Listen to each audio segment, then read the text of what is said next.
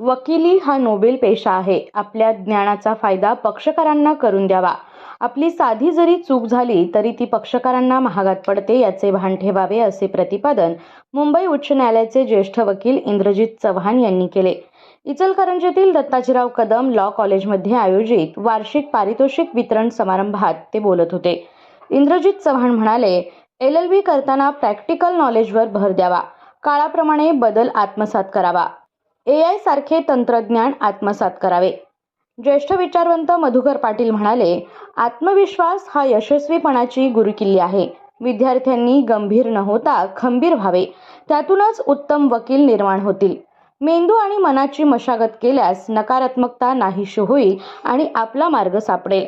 स्वागतपर मनोगतात प्राचार्य चंद्राणी बागडी यांनी महाविद्यालयाच्या प्रगतीचा आढावा घेतला. प्राचार्य SK खाडे यांनीही मनोगत व्यक्त केले. सूत्रसंचालन करताना प्राध्यापक अंकुश कुरणे महाविद्यालयाच्या वतीने वर्षभर राबवण्यात आलेल्या उपक्रमांची त्यांनी माहिती दिली.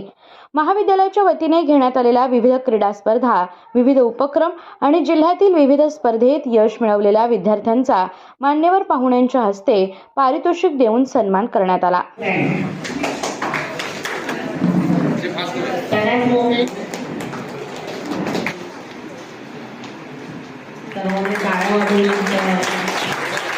प्रारंभी शिक्षण महर्षी डॉक्टर बापूजी साळुंखे यांच्या प्रतिमेचे पूजन आणि दीपप्रज्वलन करण्यात आले.